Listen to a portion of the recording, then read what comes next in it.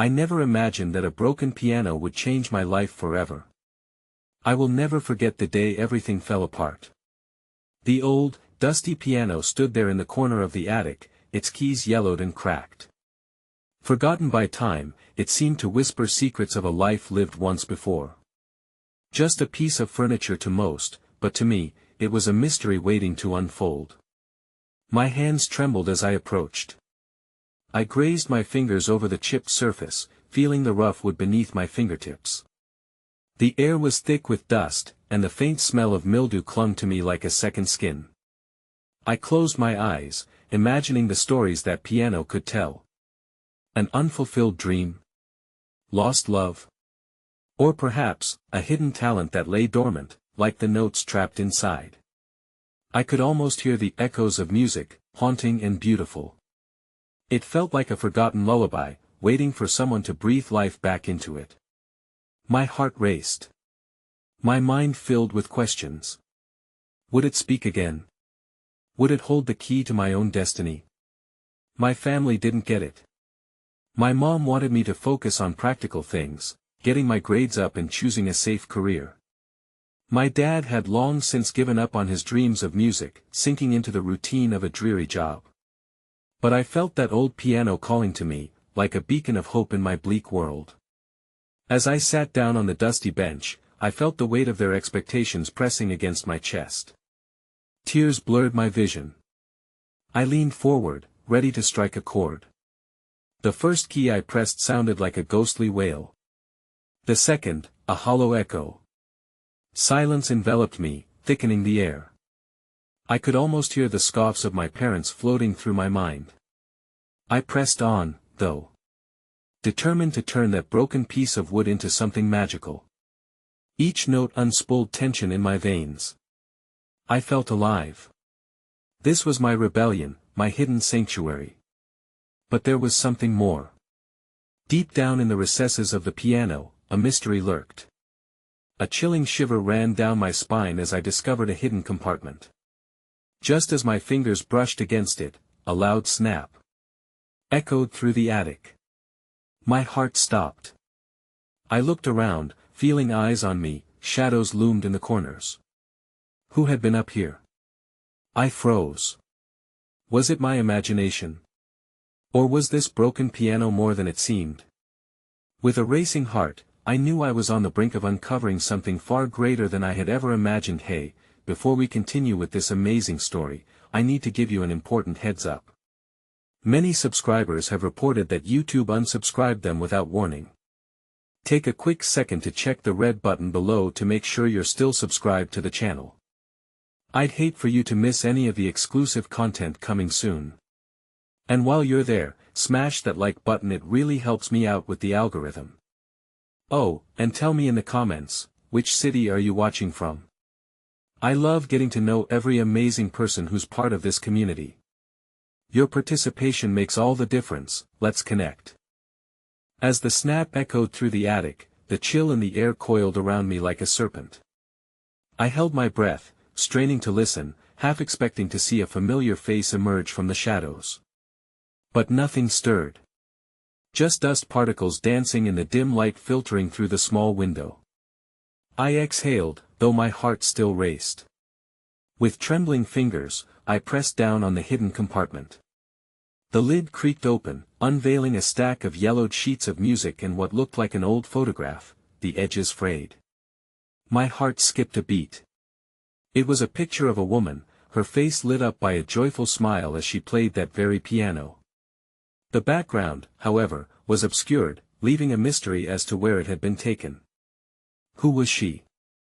I wanted to dissect every ounce of that moment captured in time, but my pressing thoughts were harsh reminders of my own struggles. My parents' voices echoed in my mind, my mother's insistence that I follow a path that led to security and stability collided with the passionate freedom I felt in playing. My father's resigned acceptance of a life devoid of dreams weighed heavily on my heart. It felt as if everything I loved was tainted by their shadow. That I grabbed the sheet music, hopeful for an escape. Each note promised a tale of sorrow, love, or rebellion. Cautiously, I placed the pages on the stand, smoothing wrinkled edges with care. The first piece was labeled Lament, and I could feel its melancholy pull me in. Hesitantly, I placed my fingers on the keys, cautious as though I might break something precious. I began to play, letting the haunting melody wash over me. With each note, memories flooded back. I saw myself as a little girl in a neighbor's home, watching wide-eyed as they played classical pieces. I remembered the thrill of the first time my fingers grazed ivory keys. The fleeting joy of performance, of being alive and unencumbered. I imagined the sound waves caressing my soul, granting permission to dream again, but just as the music intensified, shifting from soft whispers into a swell, the floorboards creaked beneath me. I hesitated, my heart pounding once more. Was someone there? Anxiety clawed at me, and I abruptly stopped playing. I wanted to lean back into the notes, to find refuge within those haunting chords, yet fear anchored me to reality. A shadow flickered at the edge of my vision. I turned sharply, my heartbeat bouncing like a trapped bird. There, standing just beyond the attic door, was my younger brother, Ben. His curious gaze seemed to pierce through the veil of silence. It was clear that he had heard the music, and something flickered in his eyes, hope, perhaps, or longing. "What is this place?" he asked, his voice small yet steady, the way it always was when he flitted in and out of worlds he couldn't fully grasp. "It's just nothing," I stammered, caught off guard. "Are you playing?" He pressed, an ember of excitement illuminating his face. I wanted to say no, that it was a mistake, that I didn't want him to see the chaotic mixing of feelings that came with every note. But the spark of joy in him was infectious, and before I could think it through, I found myself nodding. Yes, I was just trying. That he stepped closer, his gaze shifting from the piano to me, and suddenly I felt an odd kinship, a bond forged in the fragility of our shared home life. "Can you teach me?" he asked, his voice trembling slightly. My heart swelled at the thought. Here was a chance, an opportunity to flourish in our own little bubble of music. But the weight of our home life loomed heavy. I had my own ambitions, yet fear crept in. Would it be selfish to embrace this moment with him? Could I teach someone to dream when I was still trying to find my own wings? Before I could answer, he added, "I heard you earlier. It sounded beautiful." In that moment, his sincere admiration chipped away at my hesitations. I realized that the broken piano could be a bridge, not just for me but for him too. But just as the thought blossomed within me, I was struck with a new fear. Would my parents' expectations stifle the chance for us to explore this? Suddenly, I remembered the photograph etched in my mind. The woman in it, whoever she was, had played with a freedom I could only dream of. But to embrace music, to share it directly with Ben, would it expose us both to the risk of judgment? To further encourage our parents to dismiss our dreams as frivolous? Before I could respond, Ben's eyes glimmered with enthusiasm, flickering between the photo and me. "Please, I want to learn. The girl in the picture looks so happy. Can we be like that?" His words sliced through my heart, leaving me both hopeful and terrified. As I contemplated my answer, another sound echoed behind him. The creaking of the attic steps. My breath hitched, and dread washed over me. Someone was coming. My instinct was to hide everything: the music, the photograph, the plans I began to form. But what if this moment with Ben and the piano was something special? What if it could change everything? The door creaked open, and there stood my father, eyes narrowing, a frown etching deep lines across his forehead. "What are you two doing up here?" he demanded, suspicion lacing his voice. My mind raced as I cast a glance at Ben. I knew we held something precious, but would it crumble under the weight of my father's disapproval? Time seemed to freeze, possibilities flaring and extinguishing in an instant. I swallowed hard, caught between worlds, feeling like I was teetering on the edge. I wanted to shout that this was our moment, a glimpse of dreams yet to unfold, but I could only manage a breathless, "We were just." The words hung in the air, the answer uncertain, the path ahead unclear. The weight of my father's presence enveloped the room, his figure casting a long shadow over us. I could see his eyes scanning the attic with a steely resolve, landing on the piano, the yellowed sheets of music, and finally, resting on Ben's eager face. I held my breath, praying for a softening in my father's expression, a hint of understanding, but all I found was the steadfast look of disapproval I had known for far too long. "What are you two doing up here?" he repeated, his voice cutting through the air like a serrated edge. I sensed the tension crackling between us, an unspoken history digging its claws into the moment. "It's just an old piano, Dad," I managed, my voice shaking slightly despite my attempts to stay composed. Ben wanted to see it. He thought, maybe he could learn. The skepticism in my father's gaze deepened. "You think this is a joke? Do you really believe you can waste your time on this nonsense?" His words were sharp, laden with a finality that pinched at my spirit. Ben, ever the bold little brother, stepped forward. "But it's beautiful, Dad. It makes people happy. Can't we know?" My father snapped, cutting him off mid-sentence. It was a sound that echoed through the attic, darkening the air. Ben's excitement faltered, and in that moment, I realized how quickly dreams could be snuffed out by disbelief. That I felt a flare of anger within me, but it was quickly suppressed by the fear that came rushing back. "It's just music, Dad," I tried. "Can't we have this?" My plea hung in the air, fragile and vulnerable. But my father's features hardened further, and for a split second, I saw the flicker of disappointment cross his face, a reflection of my own. In that moment, I was not just defending my desire for music, I was battling against the weight of a lifetime of unfulfilled hopes he had poured into me, a fight I hadn't chosen. "We have responsibilities," he growled, his voice low as he turned his piercing gaze back to the stairs. "You can't just chase after dreams like they're free." As he walked away, closing the door with a resounding thud, the silence that settled was suffocating. My heart sank, a heavy stone lodged deep within my chest. I had felt the thrill of connection with Ben for only a fleeting moment, and now it felt impossibly distant, pushed away by that unyielding wall of expectation. Did I do something wrong? Ben asked, breaking the silence, his voice small and uncertain. I turned to him, and my heart shattered at the vulnerability I found in his eyes. "No, no, not at all," I rushed to reassure him, kneeling to his height. "You were amazing. You just believed in something." "That's not wrong," but he hesitated, the weight of failed dreams gathering between us. "I wanted to play with you." A lump formed in my throat, and I fought against the tears. In his innocence, Ben had unearthed something within me that I had buried: my own desire for music, for freedom, for a life unshackled by fear. "I wanted that too," I admitted, my voice thick. "But sometimes, it feels like we're not allowed to want those things." He nodded slightly, a flicker of understanding crossing his face, but I could tell the burden of disappointment was heavy on his little shoulders. "So what do we do?" I looked back at the piano, the open sheets of music teasing the echoes of the melody that had sprung from its keys. In that moment, inspiration surged within me. "We find a way to create our music anyway. Somewhere safe," I encouraged, my heart quickening. "We can be like her," I said, gesturing to the photo, the woman in that picture. She played without fear. Ben's eyes brightened at my words, his childlike belief radiating hopefulness. "Okay. Let's go outside. We can find a place by the tree. Will you teach me, please?" "Yeah," I agreed. "Let me grab the music first." As I gathered the sheets, another noise echoed in the hallway, this time, a softer sound, the rattle of the back door opening.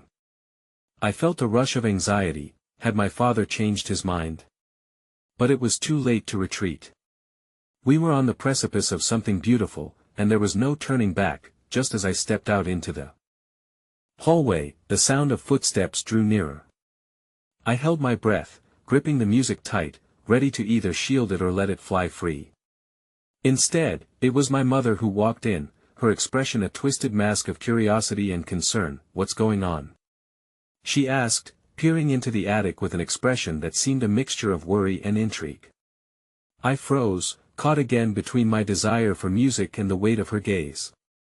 My heart raced as I thought of how my resolutions were both shaping and unraveling. This was the moment of truth, standing in the doorway with the fragile paper clutched in my hands, and just as I opened my mouth to answer, a realization crashed into me, staggering and sudden. The photograph was not just a piece of history, it was a key to understanding who I could still become, even if the world around me continued to pull back. I knew, in this moment, that whatever lay ahead, there would be no escaping the clash that was coming. And it would either forge chains or build bridges. But before I could gather my thoughts, my mother spoke again, her voice trembling. "Is that music? Are you playing?" My heart raced, the silver thread of hope and fear weaving into the fabric of that critical moment. Would she let us dream? Would she see the beauty of it all? I stood, poised with uncertainty, feeling the earth shift beneath me as I took a deep breath. My next words could either open the door wide to unimaginable possibilities or shut it tight forever. The silence hung heavily in the air, as if the world were holding its breath alongside me. My mother's question lingered, pressing against the edges of my resolve, daring me to take the plunge. I could see her eyes flickering, searching mine for answers, for something redeeming in the shadows of our attic, in the echoes of the music I had once craved. "Mom," I began, my voice barely a whisper but steadily rising. "Ben and we want to play. We want to learn music. Not just for the sake of learning, but because it makes us feel alive." I could feel the weight of the words pushing against my chest as I spoke. Her gaze flickered toward Ben, who stood with his hands clasped tightly, hope shining like rays of sun on his youthful face, begging for acceptance. "But your father," she started, searching for the right words, a labyrinth of emotions swirling in her eyes. "You know how he feels about music and dreams." "He thinks I know," I interrupted, the anger bubbling up again, more fierce this time. "But it's not a waste of time. It could be our escape, our way to express ourselves." My own voice surprised me, firm but trembling with emotions that surged from my heart like a tidal wave. It's just music, My mother's expression softened, if only for a moment. I could tell she felt the weight of the argument without wanting to admit it. The awkward silence returned, stretching as two worlds collided, the world ruled by my father's harsh expectations and this new world I desperately wanted to carve out for Ben and myself. "Music can bring joy," I continued, desperate to break through the wall of caution that separated us. "You know that, don't you? Please just look at how happy it makes him." I gestured toward Ben, who now wore a tentative smile, even if it was teetering on the edge of anxiety. Her breath hitched, and for a brief moment, I thought I saw resign when she responded, "Honey, your father thinks what?" I shot back, frustration clawing at my insides. "Thinks that music is nothing. That dreams are luxuries we can't afford. But what if this is our opportunity? What if we never get another chance?" And just like that, my own pleading mirrored the one I had once directed towards him, pacing, chasing illusions of acceptance, recognition, and love. I was desperately hoping to avoid cementing a life full of unlived dreams, just like my father. She stood there, motionless, her expression indecipherable. The attic quaked with expectations, broken dreams, and a yearning that resonated through the walls. I could hear the distant echoes of our father's footsteps retreating down the corridor, as if the weight of my mother's silence amplified the absence of his disapproving presence. "Maybe," she finally whispered, her voice lingering in the air like fragile music.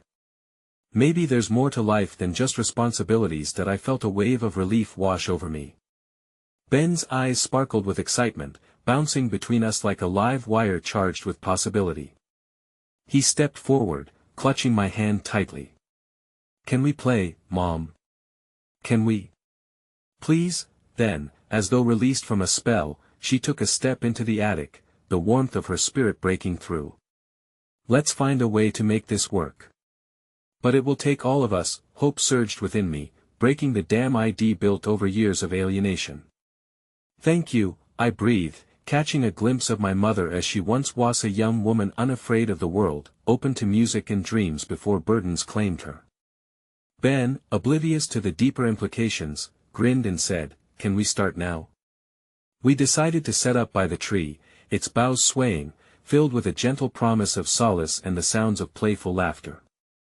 Every note we played felt like a step forward, a claim of ownership over a piece of our lives that had been buried deep underneath doubt, the sun dipped low in the sky, casting a golden glow on us as we connected through music, our harmonies weaving together a tapestry of shared dreams, momentary freedom. But as the final notes faded, that feeling of elation was suddenly pierced by a shadow creeping back into my heart, darkening the edges of our newfound joy. The door creaked open gently, and my father appeared again, a thunderstorm brewing under his furrowed brow. He looked at us, at the piano, seemingly taken aback. "What is going on here?" he demanded, the ferocity in his voice a wave crashing down, threatening to sweep us back into the depths of his expectations. I felt my breath catch in my throat just as the joy we had cultivated threatened to unravel. The weight of his disapproval cast a pall over the moment, and I could feel Ben shrinking beside me, the light in his eyes dimming under the scrutiny of our father's gaze. As I stood between them, caught in a whirlwind of emotions, I realized how fragile this newfound connection was. Everything I had fought for hung in the balance, an unsteady thread woven through the fabric of our lives. And in that moment, I understood, this struggle was far from over. But the fire had ignited, it would demand to be nurtured.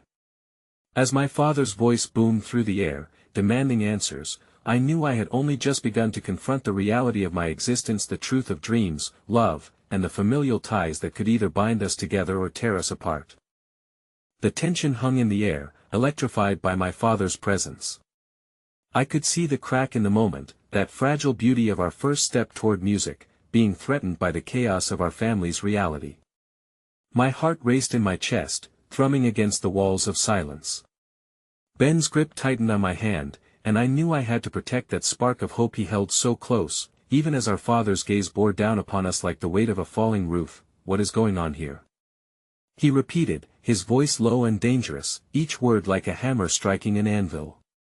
The disappointment in his tone unsettled me, but behind it lay something darker, an undercurrent of fear mingled with control. "Dad, we were just," I began, but he cut me off, stepping forward as if to eclipse the light we had found. "Just what?" he snapped, his brow furrowed as fury and confusion twisted his features. "Playing. You think this is a game? You think music matters?" From the corner of my eye, I caught Ben flinch, his bright spirit dimmed like the sun behind thick clouds. The protective instinct surged within me. This wasn't just about music, Anna Marie, it was about our right to exist free of judgment, our right to celebrate who we were. "This matters, Dad," I said, my voice resonating with an intensity one hadn't expected. "We deserve to feel alive. We need this. Ben needs this." I gestured at my brother, whose face was a mixture of hurt and hope, caught in the crossfire of our fight. My father narrowed his eyes, the tightening of his jaw signaling the storm brewing within him. "Do you think you'll allow dreams to distract you from reality? You think I made sacrifices for you both to waste your time on frivolities?" Frivolities? Those words struck deep. They echoed in my mind the reflection of the countless times he had crushed any semblance of creativity within this household, and how that dimmed the light in my mother's eyes. I took a breath, drawing courage from the warmth still lingering from earlier. What if music could be part of our reality? What if it could bring us closer? I tried, searching his expression for a glimmer of understanding. "You taught us that hard work builds character, but so does joy." His expression didn't change, but behind his anger, I thought I glimpsed something shifting. Perhaps it was doubt, or maybe fear of losing us to a world he couldn't control. "That's not how the world works. Each of you will face hard truths, but music doesn't pay the bills." He crossed his arms, an iron gate sealing off his emotions, refusing to budge. "But enough," he thundered, cutting me off. "There is no more discussion. You live under my roof, and you will follow my rules." The air crackled with unspoken words. I felt a wave of despair threatening to drown my resolve. I had made my stand, but it hung in the balance, fragile and vulnerable. I could see Ben's small shoulders hunching, that leakage of passion extinguished by the reality of our father's pursuit of order and control. I needed to tamp down the anguish rising within me. There had to be a way to mitigate this storm, to protect Ben's dream and mine. Just as the silence settled thickly between us, reminiscent of after a thunderous storm, an unexpected sound broke through, a gentle knock at the door. She stood in the doorway, the soft glow of the evening spilling behind her like an open invitation. It was Mrs. Fletcher, the kindly neighbor with a penchant for baked goods and a heart as big as her smile. We often shared conversations on the porch, discussing everything from the weather to the nuances of music. Her presence radiated warmth, a balm to our wounded spirits. Is everything okay? She asked, concern weaving through her tone as she looked from me to my father. Just a family matter, he grumbled, tension thick in the air. I could see Mrs. Fletcher's gaze harden slightly, a woman attuned to the sound of struggle, and somehow, her presence shifted the tide in the room. It looks like your home is filled with music tonight, she said lightly, seeking to soothe the atmosphere. Such a rare gift, isn't that worth celebrating? Ben's eyes flickered with uncertainty, and I could see hope sparking again within him. I caught Mrs. Fletcher's gaze, willing her to see past the ice that enveloped my father. Well, she continued, her voice steady and genuine. I brought some cookies, but I think music would make my day even better. How about we play a little something together? I would love to hear what you've been creating. His expression shifted, surprised by her arrival and the lightness she radiated. She paused, and for a moment, I believed the warmth she offered could thaw the chill in the air, offering both a distraction and a lifeline. Go on, why not? She urged, her eyes sparkling with encouragement. Music is a language all its own, and it teaches us about love and connection.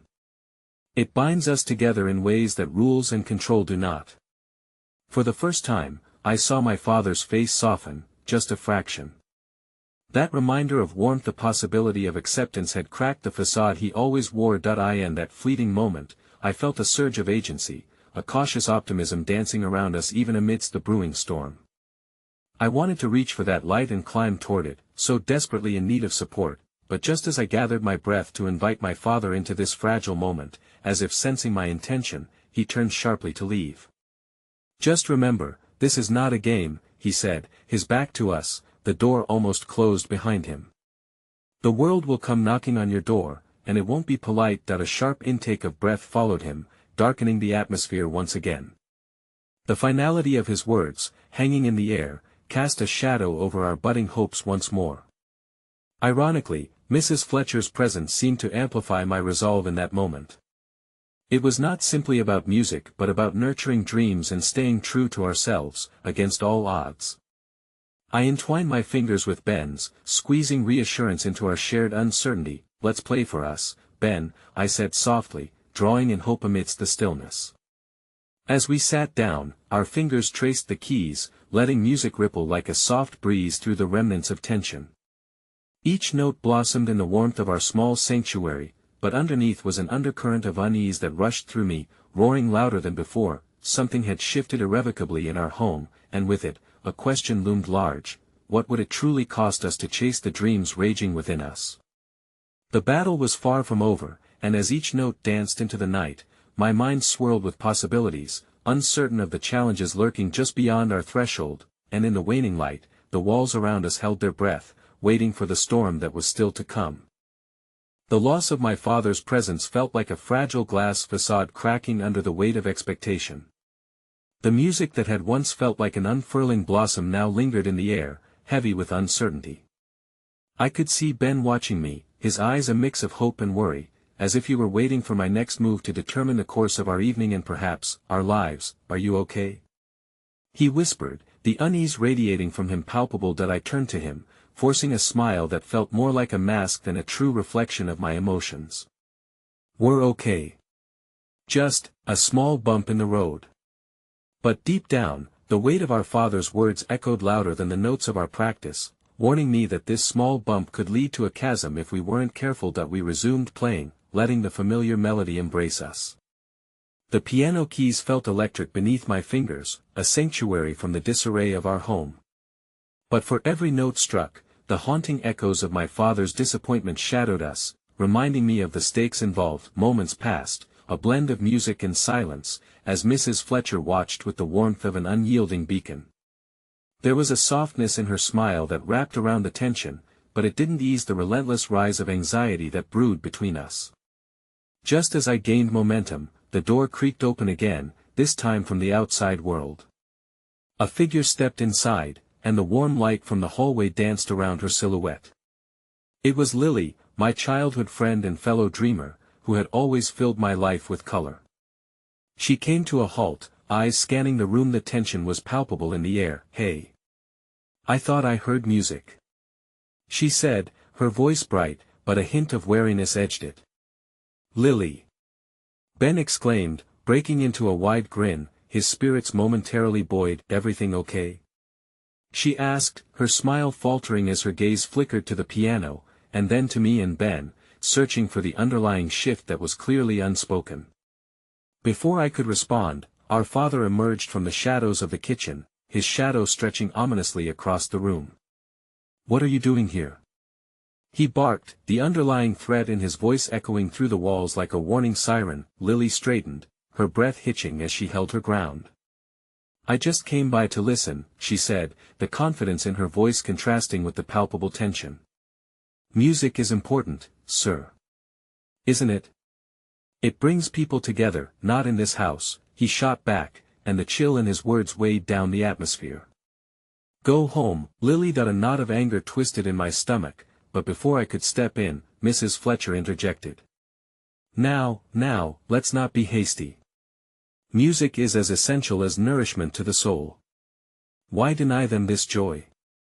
Joy doesn't pay the bills," my father snapped. "And joy doesn't teach responsibility or survival." The usually absent tenderness in his eyes was replaced by a cold fury that in that moment, I wanted to scream. Why couldn't he see what music really meant? It was a lifeline, a breath of fresh air in our constricting reality. The fight inside me raged as I struggled to understand how we could possibly bridge the divide between him and our dreams. Lily stepped closer to me, a supportive presence slipping into my side, and I felt the embers of hope stoked once more. "Your dreams matter," she whispered, as if sensing my turmoil.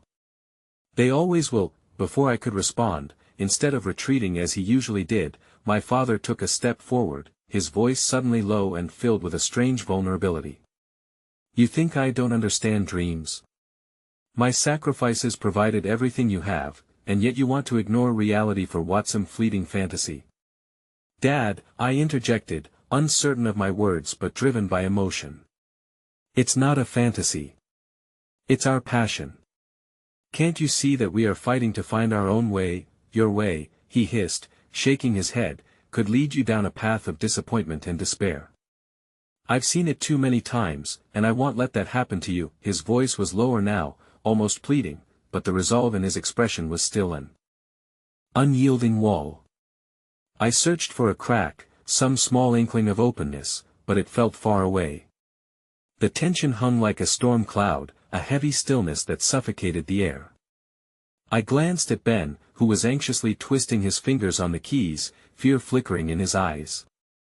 Something had to change, and time was running thin. "Then let us show you," I urged, a fervor building inside me. "Just once let us prove that music can do more than just distract us. Let us play for you. We're not abandoning reality, we're embracing a part of it." A flicker of connection crossed my father's face, fleeting and vulnerable, but it disappeared almost as quickly as it came. "You think a few notes will convince me?"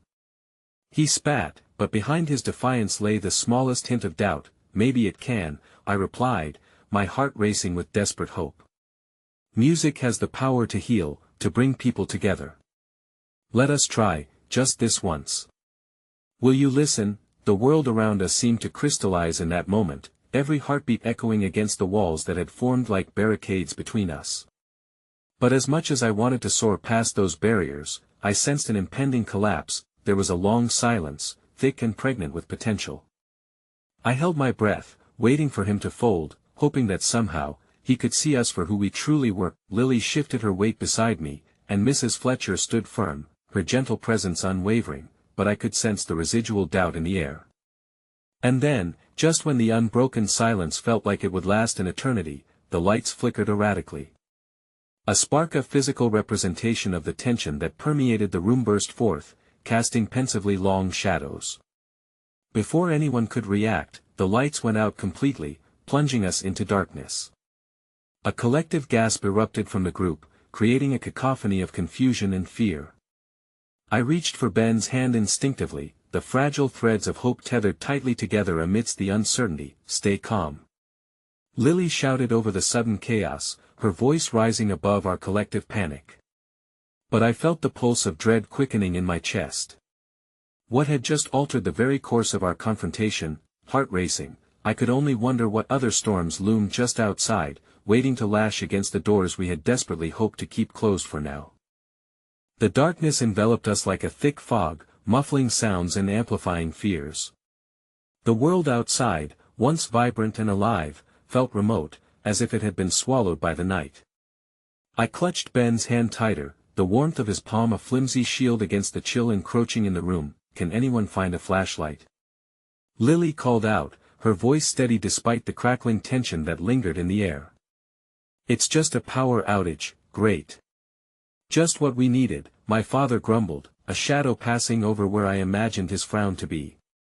The absence of light gave his anger an almost spectral quality, feeding the ominous atmosphere that I could hear Mrs. Fletcher moving about, her presence a calming warmth in the encroaching darkness. "Let's still try and make the best of this," she encouraged, though there was an edge of uncertainty in her tone. "Why don't we?" I began, but the words faltered in my throat.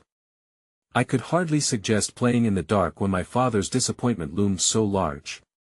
The silence stretched, punctuated only by the distant sound of rain beginning to drum against the windows outside. It was rhythmic, like a heartbeat, drawing me deeper into my spiraling thoughts. I was painfully aware of all the things left unsaid, of dreams teetering on the edge of oblivion. Why can't he see? I squeezed Ben's hand tighter. If only had let us show him. "Just once that I think he's scared," Ben replied softly, his voice steadying me. "He knows dreams can break hearts that I and the quiet." I could almost hear the flicker of my own heart cracking, stretching, and straining against the weight of my father's burden. The anxiety swirling between us felt like a taut string ready to snap. "Together, we can do it," Lily said, and there was a fierce determination in her voice. "You two are incredible. Just because he can't see it doesn't mean it's not real." As if summoned by her words, the darkness rippled, and a soft glow appeared from her pocket, the dim beam of her phone illuminating the space just enough for her to guide us to the piano. "Let's play," she urged, and despite the fear clawing at me, I felt a flicker of hope ignite inside. Ben and I settled back at the piano, the familiar curve of the keys beckoning us like a soothing balm. I struggled to push away the worry over my father, the crack in our familial bond still heavy on my heart. But then I took a deep breath, aligning my fingers with the fractured rhythm of my racing emotions. The absence of light felt profoundly intimate, as if we were surrounded by a world crafted from our dreams. I began the melody, allowing the notes to slip from my fingers, each one an offering to the darkness, an attempt to connect, to bridge the chasm between us. The sound was hesitant at first, but it blossomed under the pressure of our shared fear, each note cascading into the next like raindrops merging into a stream. My heart raced with each chord, the fragile weave of our hope intertwined with the layers of sound filling the void. There was a bittersweet echo of defiance and vulnerability tethered tightly together. I glanced at Ben, a glimmer of purpose in his eyes as he joined in, our melody growing stronger. The music enveloped us, filling the darkness with tentative light, a communal heartbeat breaking through the suffocating silence. Then, to my shock, I heard my father's voice, low and gravelly, cutting through the music with unexpected tenderness. "You think this will change anything?" I missed a beat, my fingers hesitating above the keys. My heart pounded with certainty and fear. "I think it's a start," I said carefully, holding the trembling note as if it were a lifeline. "It has to be," Lily added, her voice steady and bright against the shadows. "You just have to open your heart, sir. The music is the bridge." The air felt thick with unspoken words, my father's presence more palpable than ever. There was a silence, heavy with unexpressed emotions, and for a moment, I thought maybe, just maybe, he would let us in. But instead, the stillness shattered abruptly as the lights flickered back to life, illuminating the room too soon, a stark contrast to the intimacy we had molded in the dark. My father stood pale, his expression etched in a mix of apprehension and resolve, as if the darkness had whispered something to him that he wasn't ready to face. He opened his mouth as if to respond, but then, the phone rang, slicing through the air with a jarring urgency. "What now?" he snapped, his frustration pouring into an outburst that filled the room. The magic of the moment seemed to evaporate, leaving only fear in its wake. With shaking hands, I reached for my phone, but it wasn't mine that rang. The room fell silent as my father picked up the receiver, and everything shifted once more. The expression on his face transitioned from irritation to confusion, then swiftly morphed into something bordering on panic. "What do you mean?" he said, his voice suddenly sharp, raw. "That can't be true." As the words sank into the air like stones, I froze, dread pooling in the pit of my stomach. What news could possibly unleash this shift? I turned to Ben and Lily, anxiety coursing through us like an electric pulse, bracing for the revelation that none of us were prepared for. "Who is it?" I asked, my voice breaking as uncertainty washed over me.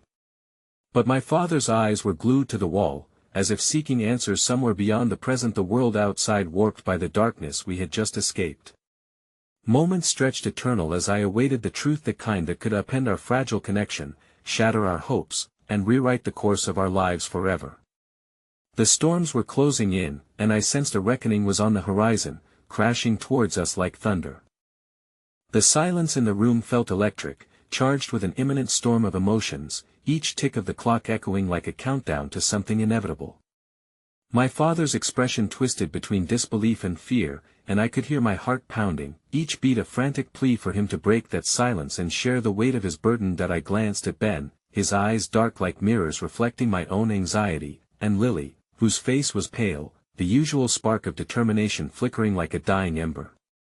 We were caught in a web of uncertainty, suffocating in its intricate patterns, as if the very air around us had solidified in the tension. "Please, just tell us what's happening," I urged, the words slipping out edged with desperation. "It's just a phone call." My father, still staring at the wall, slowly released a heavy breath, an anchor that seemed to drag all of us further into the depths. "It's your mother," he began, and with those words rippling through the air, everything before me shattered. The memories of my mother flooded my thoughts, painting a vivid picture of laughter-filled days while overshadows of absence loomed just as large.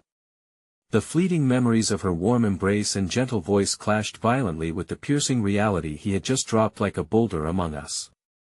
My chest tightened, a thick fog of nostalgia turning bitter bile caught in my throat. "What about her?" I asked, trembling, unable to breathe properly, focusing on my father's face, searching for a fissure of compassion or hope. "Shesha's in the hospital." His voice trembled, the words carved out of stone yet softening into something resembling vulnerability. "They say it doesn't look good." The world tipped on its axis. Ben's grip tightened around my hand, a steadying presence against the tide of emotion threatening to drown me. Is she okay?" he asked quietly, though the tremor in his voice betrayed his own fear. That I watched my father swallow hard, the reality of his world crashing down around him. "I don't know. They told me to come immediately." Lily stepped forward, her small frame bold in the wake of this new storm. "Well, go with you," she said firmly, her voice steady, yet the way her eyes glistened told me she was just as terrified. "No," my father snapped, the iron in his tone resonating. "I'll go alone. This is too much." A knot twisted in my stomach at the thought of him facing this alone, carrying the weight of unexpressed grief that no amount of distance could dull. "Please, just let us be there for you," I implored, my heart racing with the fracture growing within our already delicate family unit. "You don't have to shoulder this alone." He turned to face me, and for the first time that evening, the walls he had built up so rigidly began to tremble. In that instant, I could see the ache beneath his air of vulnerability that ran deeper than I had ever imagined. His eyes bore the weight of someone who had spent years hiding behind a wall of pride, terrified of admitting that he was human, that he needed the warmth of our shared heart to break through the cold isolation encasing him. "Sometimes," he began, his voice softer now, "it feels easier to stay detached." Ben and I exchanged a glance, recognizing the moment of honesty unfolding before us. I took a tentative step closer, my heart thrumming wildly against my ribs. "But we can help each other," I urged, wishing desperately that my words could stitch together the broken strands of our relationship. "Don't you understand?" He replied, the edge of panic creeping back in. What if she never comes back? I can't lose this family again. Dad, I barely whispered, feeling the enormity behind his words, the haunting specter of loss clenched tightly in his fist, so palpable it seemed to call out for comfort, for connection. Then, the unexpected flicker of hope appeared in the shadows of despair. "We'll support you," Ben declared, a gentle resolve shining through his eyes.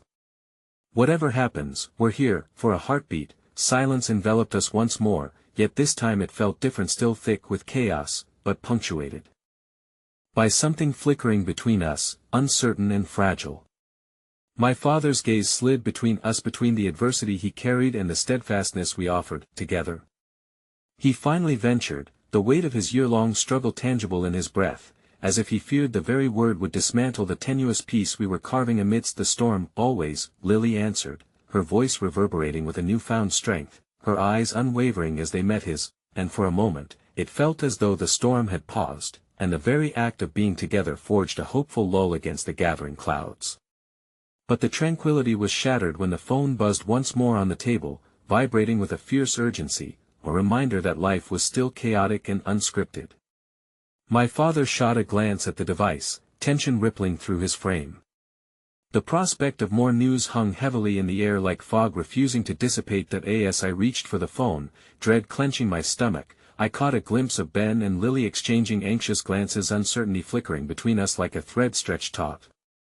I picked up the phone, feeling the cautious breaths of my companions at my side, and with a deep breath, I pressed the call button. The line crackled with static before a voice broke through, a voice I never expected, one that sent shards of emotion spiraling through my entire being. "Hello? Is this really you? I need to tell you something urgent." The voice on the other end trembled, and my world tilted once again, as I realized that this call would unravel even more threads of our already tenuous connect. I own a voice that could change everything we thought we knew. And just like that, the future stretched out before us, dark and unknown, a broken piano waiting to be played once more, an unspoken promise echoing in the heartbeats intertwined with fear and hope. The voice on the other end crackled again, a jarring interruption, seeming to pull me further into the abyss of uncertainty. My breath hitched, the words hanging like a precipice above our collective anxiety, a cliff from which we might tumble into the unknown. "You need to listen carefully. This is about your mother." Everything else fell away. I could barely hear the distant hum of the world outside our little bubble. Ben's hand tightened around mine, his warmth a stark contrast to the icy grip of dread encasing my heart. Lily stood close, her breath quickening as we teetered on the edge of revelation. "Who is this?" I finally managed to ask, my voice trembling as I struggled to comprehend the gravity of the situation.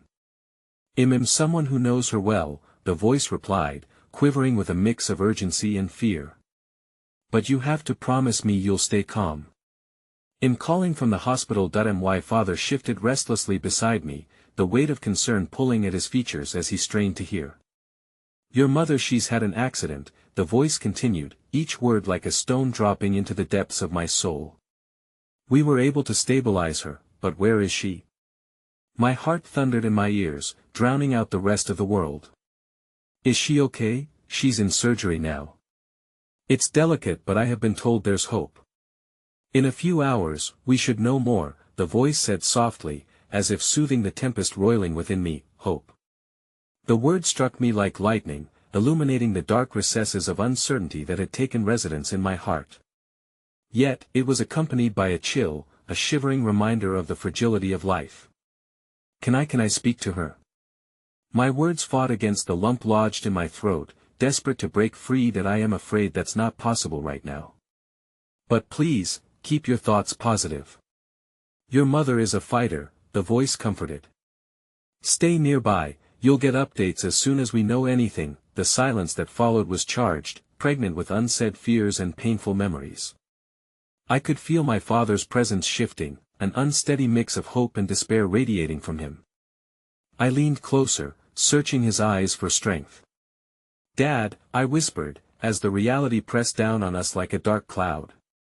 "What do we do now?" His lips pressed into a thin line, the walls he had built feebly collapsing around us like dust in a gust of wind. "We wait," he finally uttered, his voice hoarse. We hold on to hope in each other. A single tear slipped down my cheek, pooling with the other emotions that had threatened to spill over since the phone call. Ben brushed it away with the gentlest touch, his eyes reflecting the swirling storm of strength and sadness that enveloped us. We were a fragile triangle now, each of us a pillar for the other's wavering stand against the looming dread. Lily broke the tension, stepping back slightly and shaking her head as though to clear the heavy air around us. Let's try to distract ourselves while we wait for news. I can't just sit here. With a nod, I turned toward my father. Maybe we could cook something together, keep our minds busy. The thought felt absurd amidst such upheaval, yet somehow it felt right, an act of togetherness amidst the uncertainty. That a flicker of warmth sparked in his gaze as he took a deep breath. All right. Let's keep ourselves occupied. As we moved to the kitchen, I watched him closely for signs of movement toward vulnerability, searching for the cracks where we could connect amidst chaos. Ben joined us, cracking jokes and throwing extra ingredients into our improvised dish. He offered not only companionship but a different kind of strength, a gentle laughter emerging like sunlight through the cracks of grief. But as we began peeling carrots and mixing spices, a nagging feeling tugged at my mind, a shadow of fear that lingered. What if waiting wasn't enough? Would hope alone bind the wounds we had suffered for too long? After several layers of chopped vegetables, I looked out the window, the darkening sky mirroring my swirling turmoil. The phone lay silent on the table, the heaviness of it nearly unbearable. Was the call from the hospital merely a thread of hope, or would it unravel completely and leave us more lost than before? Just then, a loud knock at the door broke through my reverie, rousing everyone from their tentative flow. My heart skipped, a mixture of anxious anticipation building within my chest. I exchanged looks with Ben and Lily, uncertainty shadowing our features. Who could it be? Was it more bad news? Stay here, my father said, his voice steady yet laced with apprehension. He stepped to the door, hesitating only for a moment before swinging it open. A figure stood silhouetted in the doorway, the dim light casting an eerie outline against their form. My heart raced. I couldn't make out their face yet, but as they stepped forward into the light, dread washed over me. It was a figure from my mother's past, one I had not expected to see again.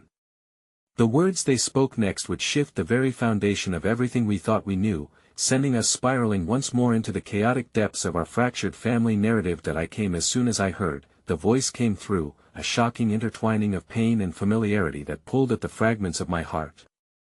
I need to talk to you about your mother. And just like that, the revelation reshaped the edges of our reality, a shadow whirling above us, about to cast everything into a new, uncertain light. The room fell heavy with suspended breaths as the gravity of her words settled over us like a thick fog. I scanned the figure standing in the doorway, my mind racing to connect the threads of familiarity. I hadn't seen her in years, but there was no mistaking the delicate features and the tangle of dark curls. Aunt Clara. That name stirred up a whirlwind of memories, and with it came the echoes of laughter and warmth, moments intertwined with music that painted my childhood in vibrant hues. But today, with the storm swirling around us, her presence felt like a jarring dissonance among the fragile harmonies we'd been clinging to. Aunt Clara, I breathed, uncertainty girding my voice.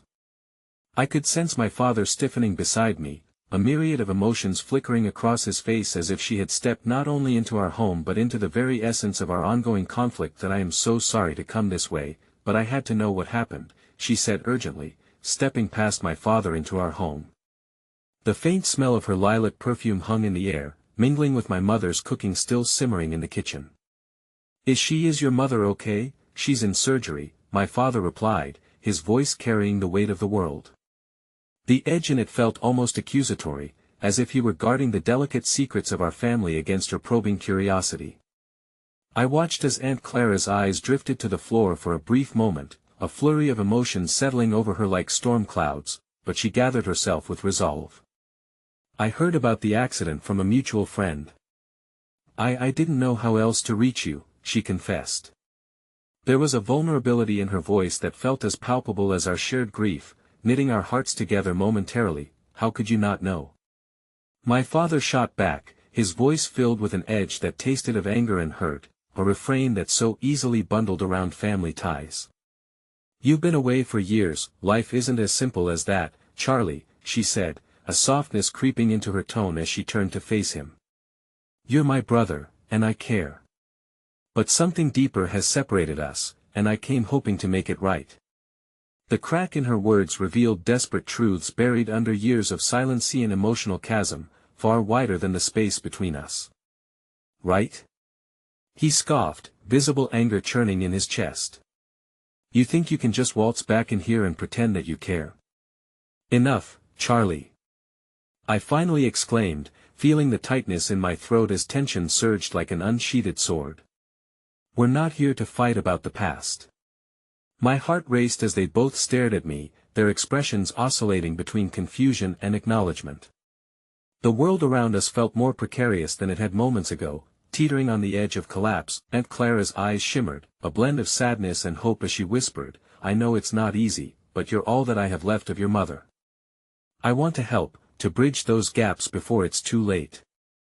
In that moment, her honesty stirred something unexpected within me, igniting a flicker of connection despite the rubble of our fractured familial bonds. I stepped closer, feeling Ben's presence just behind me, like a firefly shining in the dark. Then stay, I said carefully, extending a fragile olive branch.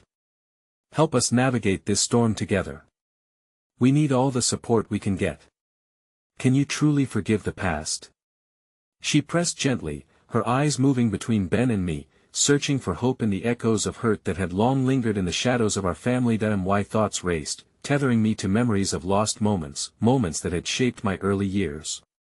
The laughter we had shared, the music that had woven through it all, felt distant yet raw, a wisp of hope still fighting to flicker in the darkness. So there we were, standing on the precipice of healing, caught between storms of blame and apologies that hung like fog over our pasts. Yes, I answered, finding strength in vulnerability. It's painful, but we have to try. Music matters, and it can bind us together, if we let it. As new tears began forming in Aunt Clara's eyes, I could sense the fragile whirling connection weaving through the fragile air we shared. It was as if the old piano stood between us, beckoning us to open up its hidden compartments full of memories, dreams, and the chance to find common ground amidst the rubble. That I was afraid I was too late, she whispered, her voice shaky, vulnerability pouring over every word. I didn't know what to say after everything that happened. You can say anything. We're family, I insisted, feeling the strength of those words course through me. What matters now is what we build moving forward. An understanding forged itself across the void of years that had separated us, and just like that, everything shifted. The weight of unsaid words, the burden I had carried for so long, started to lift from my chest. In that moment, in the kitchen filled with the fragrant remnants of simmering broth and scattered joy, it felt as if the echoes of our shared music, a harmony pulled from chaos, began to rise from the depths, tiny notes of laughter and connectedness looping into a melody of resilience. Before Aunt Clara could respond, the phone buzzed again, and the sudden sound sliced through the air like a spent arrow hitting its target. Every lip in the room tightened, hearts racing in rhythm with the anticipation that hovered among us. Straining against the sudden hush, I answered, sensing the vibrant energy of our new connections igniting with a purpose. This is Megan, I said, my voice steady despite the tremors of fear lingering on the edges of my heart. To my shock, it was the voice of the hospital staff member, the one who had previously told me of my mother's post-surgery condition. Megan, thank you for waiting. We have an update on your mother's condition, she said, and for a heartbeat, time froze. My grip tightened around the phone, feeling the energy shift in the room as uncertainty cascaded around us, binding us together in raw hope. Is she okay?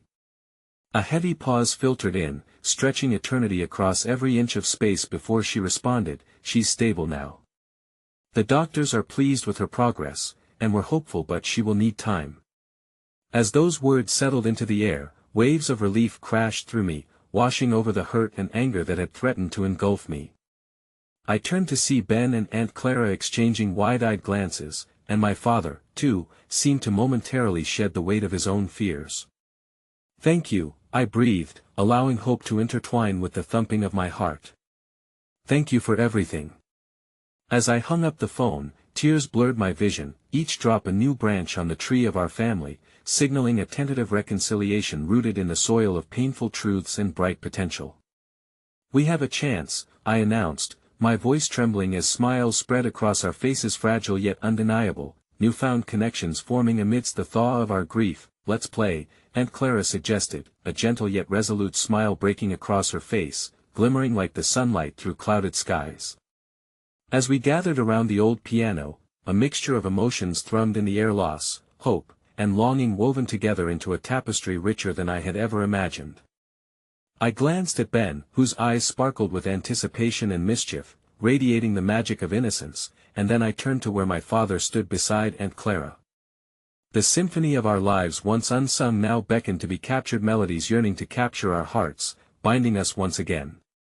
The journey hadn't come easily, but here we were, each note struck resonating with acceptance and understanding, finally releasing the burden we had carried for too long. As the first notes danced off the keys, I closed my eyes, surrendering to the healing cadence that filled the room, a melodic embrace drawing us together as we played, fragments of dreams shared, laughter echoing like bells chiming their way through the chasms of missed opportunities. And the old broken piano, which had seemed so dismal in a forgotten corner, now stood alive against the glow of possibility, the very pulse of our shared dreams. And the music, there was love and acceptance, interlacing with every note and inviting us back home, reminding us that even in darkness, we could create light.